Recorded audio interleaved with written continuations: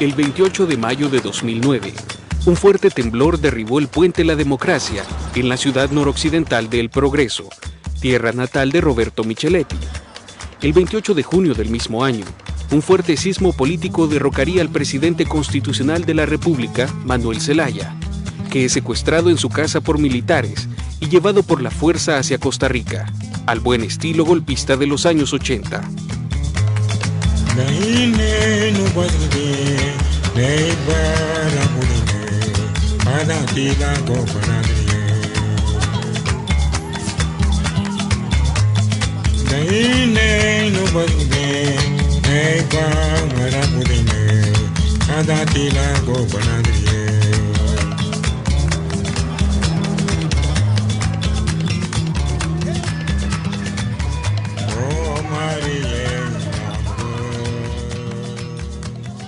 Zelaya Rosales lo que hizo fue pullar al toro con vara corta, porque desde el comienzo Zelaya Rosales y su equipo asumieron la administración pública en el año 2006, cargando una enorme desconfianza por parte de las élites empresariales, políticas y económicas, y la enorme desconfianza por parte de la administración de los Estados Unidos, a la sazón conducida por W. Bush, y especialmente por su equipo de seguridad, comandado por John Dimitri Negroponte, que fue el que diseñó la política de seguridad nacional de Estados Unidos para Centroamérica desde Honduras, a comienzos de los 80. En una entrevista concedida a un medio argentino, el economista Peter Marchetti plantea que tanto la incorporación de Honduras al ALBA como la asunción a la presidencia de Daniel Ortega en Nicaragua, así como de Mauricio Funes en El Salvador, provocan nervios en los sectores conservadores del gobierno de los Estados Unidos, así como de las oligarquías de derecha de la región que ven amenazados sus intereses en el nuevo panorama político centroamericano. A partir del segundo año, ¿qué hizo Zelaya Rosales y su equipo? Fue acercándose progresivamente hacia el bloque latinoamericano, encabezado por Hugo Chávez.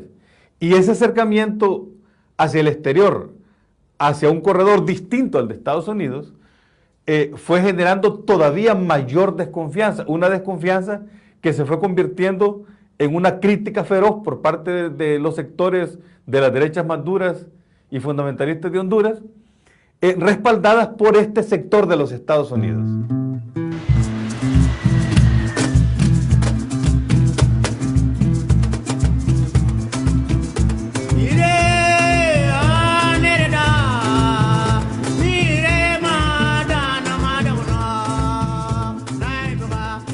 El tema de la participación ciudadana es un tema que no les gusta mucho, el tema del aumento salarial que Zelaya hizo poco antes del golpe, el tema de fomentar mucho la idea de que la gente tiene derechos, ¿verdad? Y que la riqueza debe ser compartida por los ricos. Este tipo de cosas fueron generando en la oligarquía hondureña una serie de malestares contra Zelaya.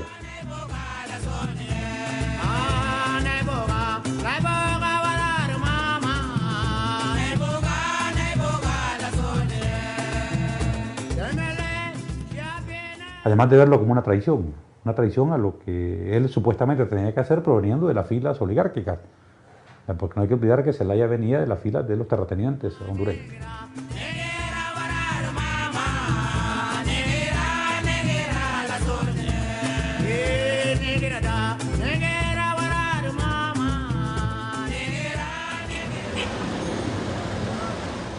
El presidente Zelaya pues es una figura con alto poder de convocatoria en este país, ¿no?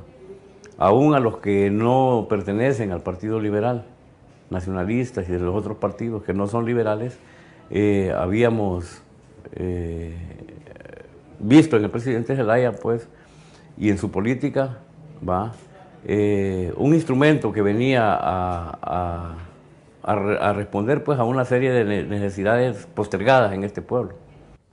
Para el primer trimestre del año 2009, estos sectores de las élites empresariales, políticas y militares lograron aislar al equipo de Zelaya Rosales, controlando la Corte Suprema de Justicia en enero, controlando el Ministerio Público en febrero y controlando de manera absoluta el Partido Liberal, quitándole, por ejemplo, la presidencia a Patricia Rodas, considerada la ideóloga y conductora del equipo de Zelaya Rosales, y expulsando prácticamente a todos los miembros del equipo de Zelaya Rosales de la conducción del Consejo Central Ejecutivo del Partido Liberal. En abril de 2009, se puede decir que estaban todas las condiciones creadas para dar el golpe de Estado. Zelaya decide apoyarse más fuertemente en Hugo Chávez y busca el respaldo de la dirigencia popular al interior de Honduras. De ahí surge la idea de convocar a la cuarta urna para consultar a la población sobre la conformación de una asamblea constituyente que redactaría una nueva constitución. ¿Cuándo fue que llegó el asunto de la confrontación a sus límites? El 25 de agosto del 2008, cuando se hizo presente, en presencia y en figura, como dice el poeta místico, Hugo Chávez en territorio hondureño. Y Hugo Chávez, acompañado por Daniel Ortega de Nicaragua, por Evo Morales de Bolivia y un representante del gobierno cubano, se dedicó en Honduras a despotricar contra la gran empresa privada. ¿Qué se daba por supuesto ante una crítica frontal de Hugo Chávez aquí en territorio hondureño? Que Zelaya Rosales tenía mucho poder dentro de Honduras, y eso era un error, porque déjeme decirle que en la medida en que Zelaya Rosales tenía más respaldo internacional del bloque liderado por Hugo Chávez, disminuía el respaldo interno.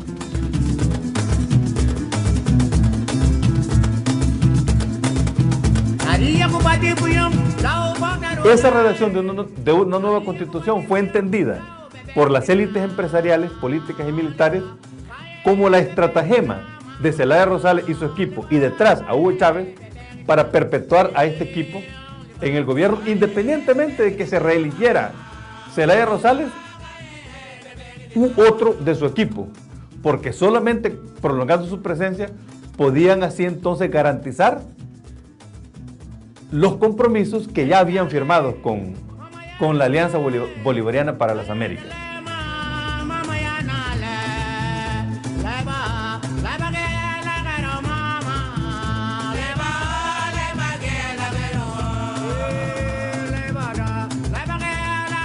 La Constitución y el poder constituido no puede estar por encima del pueblo y el poder constituyente. ¿Qué quiero decir? Que es el pueblo el soberano.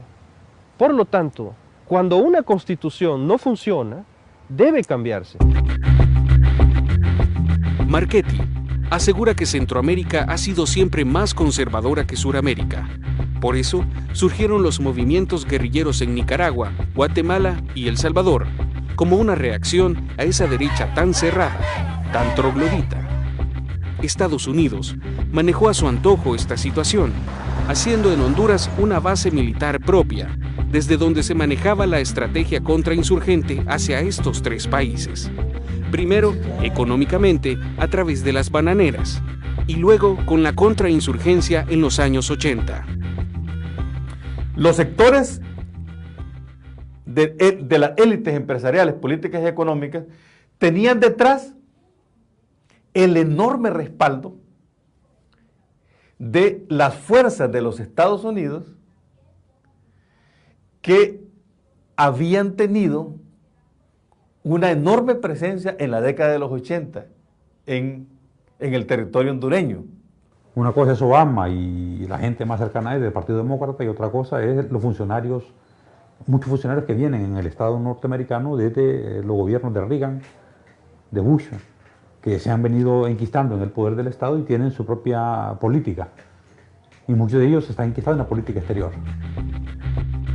Leticia Salomón sostiene que la decisión de consumar el golpe de Estado se tomó el jueves 25 de junio de 2009, cuando Micheletti pidió al Congreso declarar deshabilitado a Zelaya para continuar desempeñando su cargo, y procedió a constituir una comisión cuya resolución no se produjo con la celeridad que se esperaba, que unido a la cautela del embajador de los Estados Unidos para apoyar la inhabilitación, impidió que el golpe de Estado se consumara ese mismo día.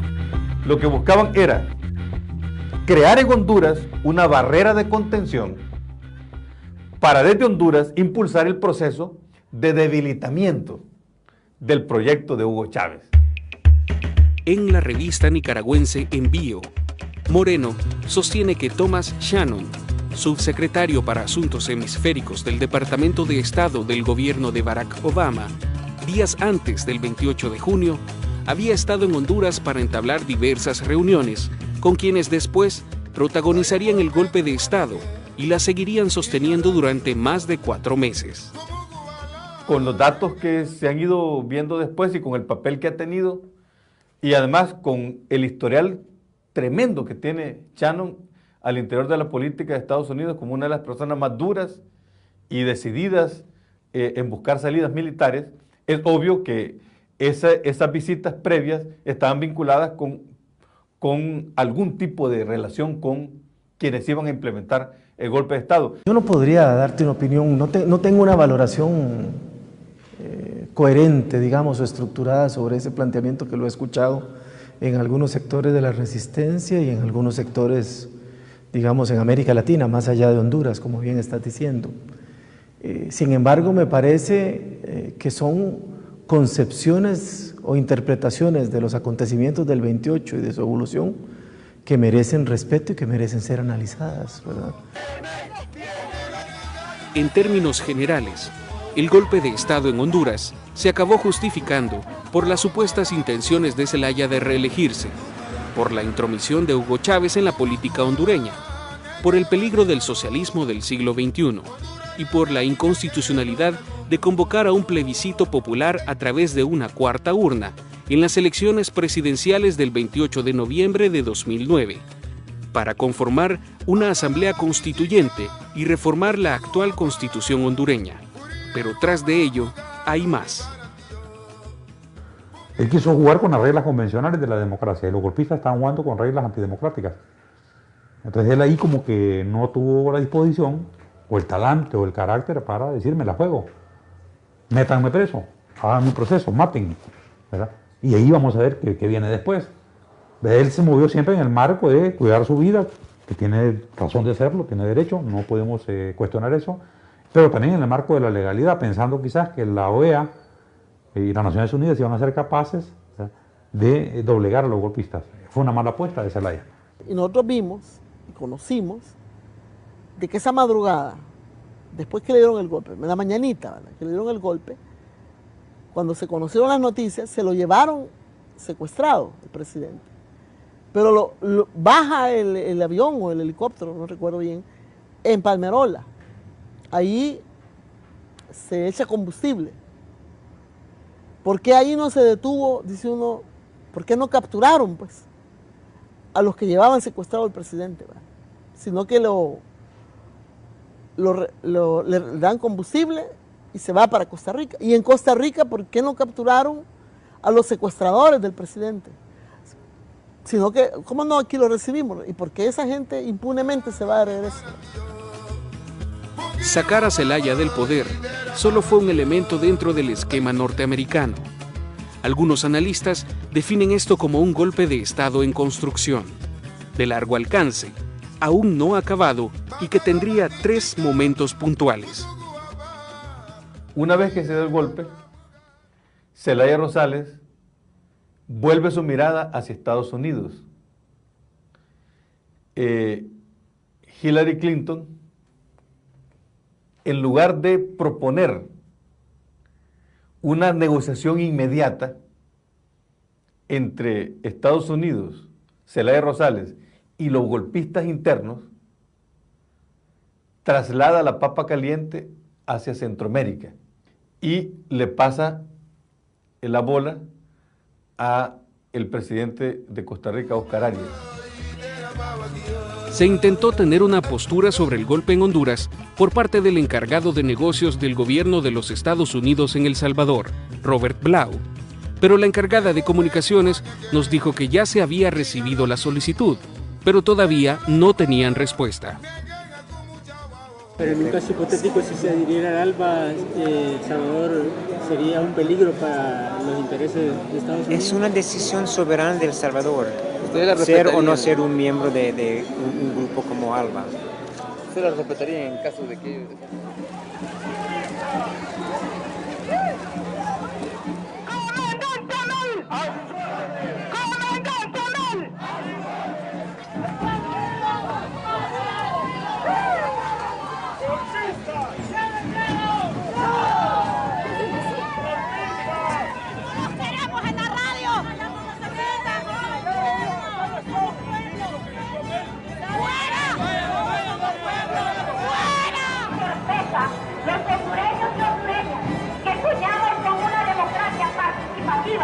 pluralista, respetuosa de los derechos humanos y amante de la paz, estamos acercándonos en sus intereses económicos y políticos que se pueden perderse así.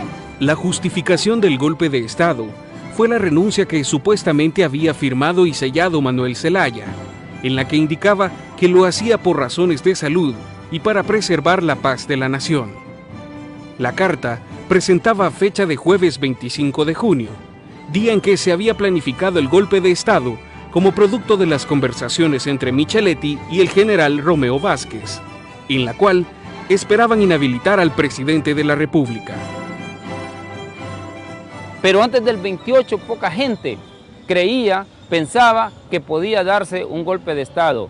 Ahora ustedes en El Salvador, los hermanos guatemaltecos, los hermanos nicaragüenses ya saben que el imperialismo no abandona la estrategia de golpe de Estado con una nueva modalidad y por lo tanto deben prepararse para evitar que también ocurra.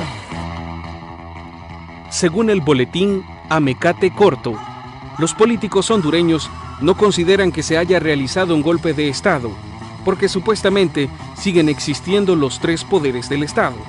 No se ha roto el orden constitucional y no son militares los que están al frente de las instituciones gubernamentales.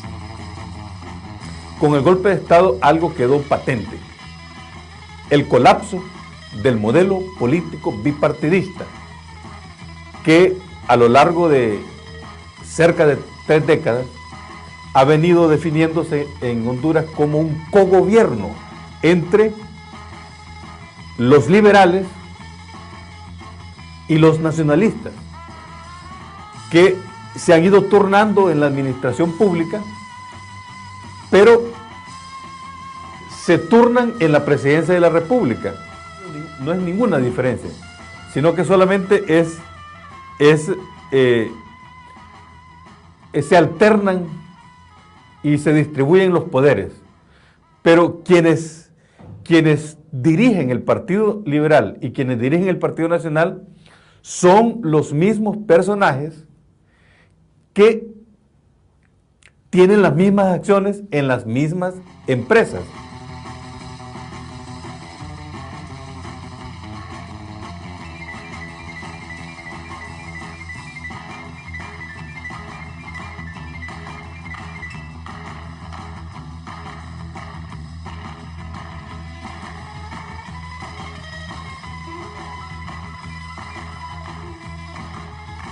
En una ocasión, un alto dirigente de un partido político, un máximo dirigente de un partido político, me dijo lo siguiente: miren, me dice, yo soy nacionalista. Yo, por ejemplo, dice, no me voy a pelear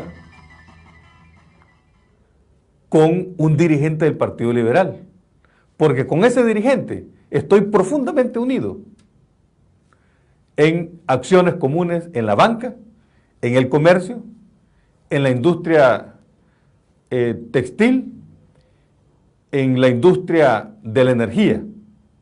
Entonces, por lo tanto, los partidos políticos nos interesan a nosotros como vehículos para garantizar nuestros intereses. Ni el presidente Arias, ni Miguel Insulza, ni ningún organismo internacional lograron disuadir al nombrado presidente de facto, Roberto Micheletti, de restituir a Mel Zelaya en el poder, a pesar de instalarse un proceso de diálogo entre las partes debido a la presión internacional. Se monta un diálogo que inicia en Costa Rica, pero fracasa. El 30 de junio, Estados Unidos decide tomar las riendas de la negociación.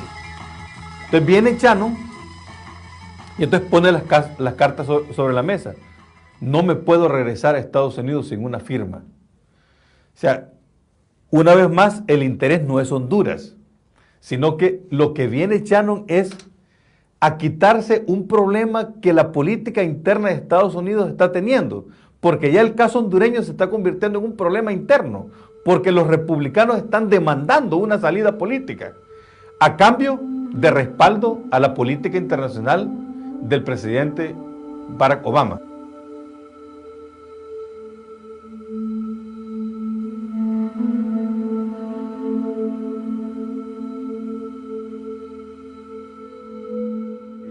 En menos de 24 horas, logra, no sabemos con qué artificios, logra que los representantes, los delegados del presidente Manuel Zelaya Rosales, firmen dócilmente unos acuerdos que a todas luces era obvio que eran el resultado de unos sectores golpistas que insertaban esos acuerdos dentro del plan del golpe de Estado en construcción, porque dejan la decisión de la restitución de Zelaya Rosales a un Congreso que es el mismo que lo había destituido y es el mismo que está respondiendo a las decisiones de las élites empresariales, políticas y militares.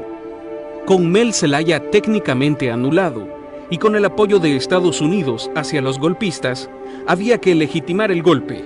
Y qué mejor que con unas elecciones, donde el pueblo elija, no importa en qué condiciones, pero que elija a un nuevo presidente bajo un proceso supuestamente democrático. Esta elección no tuvo que haber pasado. Y Zelaya tuvo que haber hecho lo posible por evitarlas, pero no podía hacerlo desde la embajada brasileña, tenía que hacerlo él con la gente en la calle.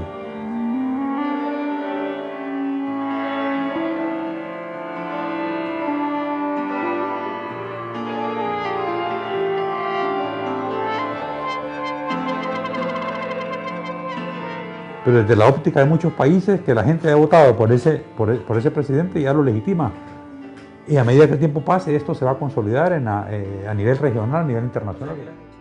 Tanto la OEA, la Unión Europea, la ONU y el Centro Carter rechazaron participar de este proceso electoral por considerar que no existían condiciones mínimas para el desarrollo transparente de unas elecciones.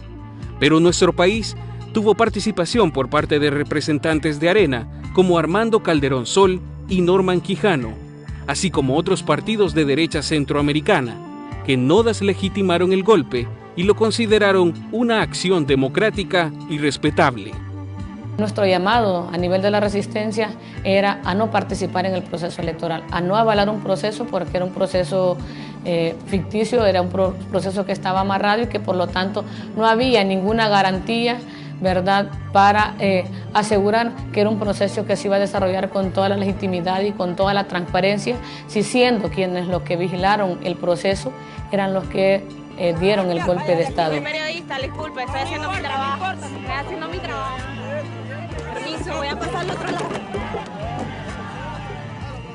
Según el portal Real News, la organización Hagamos Democracia, capacitada por el Instituto Nacional Demócrata, o NDI por sus siglas en inglés, que es financiada por el gobierno de Estados Unidos y afiliada al Partido Demócrata, fue el único organismo internacional presente en la observación de las elecciones en Honduras. Bueno, la forma como vemos el proceso electoral hondureño es, como han dicho distintos actores nacionales e internacionales, es entenderlo como una parte de la solución, pero no la solución a la crisis. Las elecciones, digamos, se desarrollaron con grados de normalidad promedio, digamos, pero eso no obvia que se dieron en un contexto político muy complejo. Sin ser una misión oficial, sí entregó un informe preliminar de las actividades del proceso electoral, señalándolas de pacíficas y ordenadas, a pesar de los ataques de militares hacia manifestantes en San Pedro Sula, frente a representantes de NDI. También presentaban un nivel de participación de 47.6% al final de la jornada, pero no desmintieron el 62% que anunciaba el Tribunal Supremo Electoral después de 3 horas en las que el sistema informático supuestamente se cayó. Ahora bien, la pregunta es si el nivel de participación de un poco menos de un 50% es o no es, afecta o no afecta la confianza en las elecciones, la vigencia de las elecciones, es algo que le corresponde a los hondureños debatirlo, ¿verdad?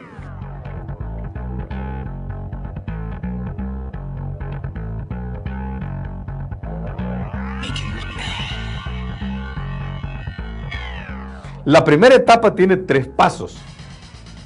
El primer paso fue el golpe violento, el acto violento del 28 de junio. El segundo paso fueron las elecciones del 29 de noviembre y el tercer paso son la asunción de la nueva administración el 27 de enero. Y hay quienes están celebrando las elecciones, diciendo que al fin ya en Honduras se va a resolver la crisis. Entonces también se ha leído mal las elecciones como, no como la culminación del golpe, sino como una cosa distinta, además, ¿verdad? Donde también se ve la flaqueza del análisis y la incapacidad de leer las cosas sistémicamente,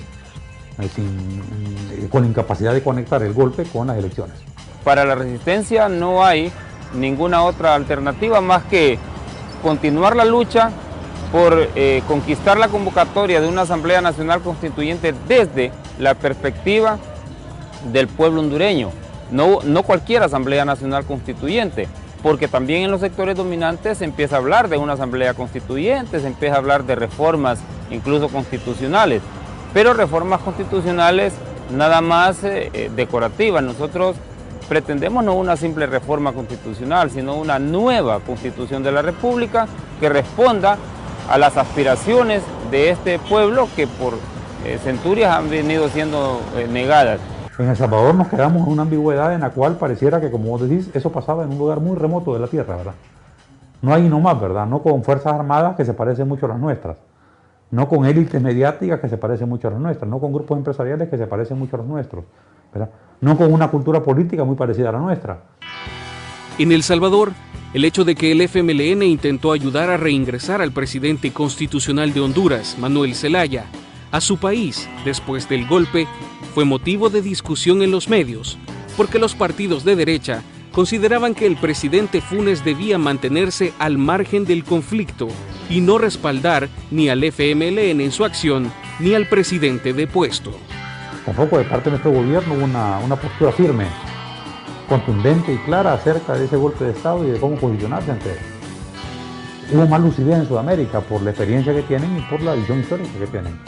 La presidenta de Argentina fue muy firme en su lectura, ¿verdad? Miguel Insulza fue muy firme en su lectura, ¿verdad? Chávez fue muy firme en su lectura, y así Correa fue muy firme en su lectura. Uno puede ir repasando, Lula fue muy firme en su lectura. Si queremos normalizar nuestras relaciones con Honduras, más allá de adoptar una posición simplista de reconocer o no las elecciones, lo que debemos de hacer es ponerle condiciones democráticas al nuevo candidato y que dé muestras de que la situación en Honduras puede normalizarse, que se puede reconstruir su institucionalidad democrática, y esta pasa por el restablecimiento de los derechos constitucionales del presidente Manuel Zelaya. Funes trata de posicionarse como alguien de izquierda, entre comillas, democrática, renovada o algo así, ¿no? A la vez que se quiere distanciar de la derecha y de las posturas de Arena siempre al lado de los republicanos estadounidenses, etc. Él quiere también poner distancia con respecto a Chávez, Evo, Correa, etc., ¿no? En la campaña presidencial de Funes, aseguraba que Obama y Lula eran sus referentes. Con el golpe de Estado en Honduras, Lula ha sido contundente en el respaldo hacia el rechazo del golpe, tanto así que Mel Zelaya lleva 6 meses aislado en la Embajada de Brasil en Tegucigalpa desde el retorno a su país. También hay que reconocer que Brasil es un país grande, fuerte, que puede levantar la voz, digamos, y El Salvador es un país pequeñísimo y dependiente.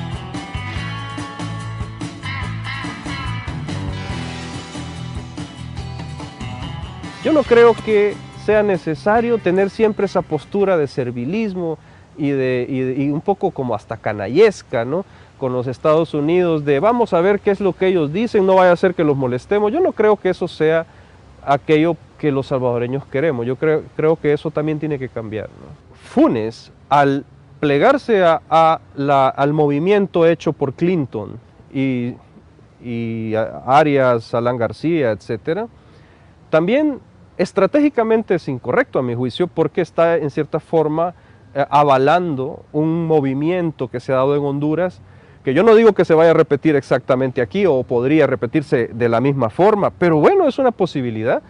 Funes es un presidente elegido democráticamente, pero el panorama no lo tiene sencillo de aquí en adelante.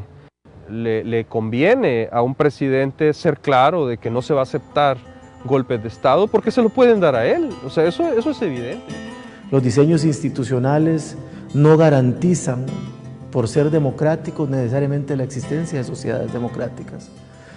Son los ciudadanos democráticos, la ciudadanía democrática la que le dan contenido democrático a las instituciones. Y es la existencia de una cultura democrática lo que puede ayudar en mejor medida a preservar y proteger las instituciones democráticas de las tentaciones autoritarias que posiblemente estén presentes en muchas de nuestras sociedades.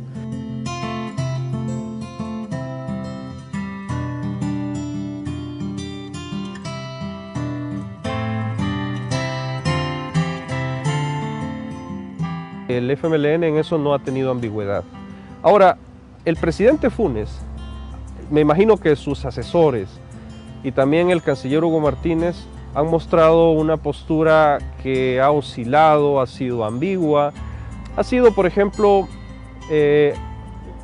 ¿cómo podría decir?, aceptable en el inicio.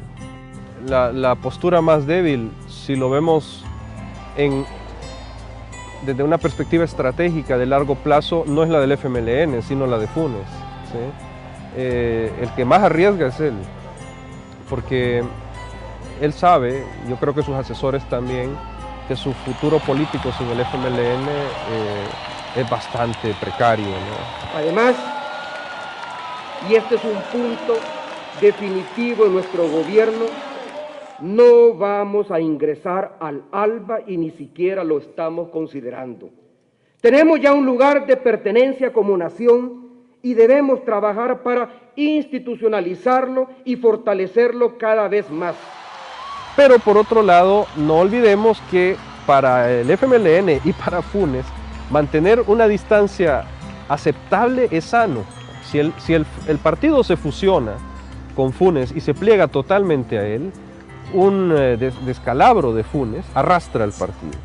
En cambio, si se mantiene esa distancia con respecto de Funes por parte del partido, entonces cualquier problema de Funes, un resbalón de Funes, no va a arrastrar totalmente al partido.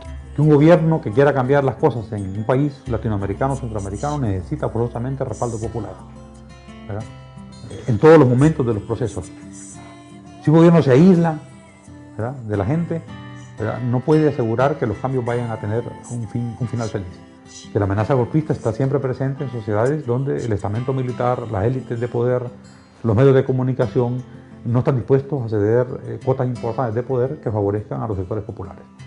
El cuarto, que Estados Unidos es una potencia importante y que muchas de las cosas que se hagan en los países centroamericanos dependen o están condicionadas por lo que Estados Unidos quiera. En ese sentido tiene razón Funes. Hay que dar la razón, no puedes obviar a Estados Unidos, pero no puedes plegarte a Estados Unidos, tenés que buscar, quinta cosa, otras alianzas.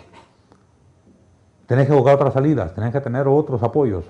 Sudamérica es un bastión importante para América Latina. No puedes cerrarte a Sudamérica, ni a Venezuela, ni a Brasil, ni a Bolivia, ni a Ecuador, ni a Argentina. Si tu elección es nada más Estados Unidos, los cauces por los que vas a seguir son los que Estados Unidos te impongan. Entonces, yo creo que se sacan bastantes lecciones importantes y tomar en cuenta lo último, que los golpes no son cosas del pasado.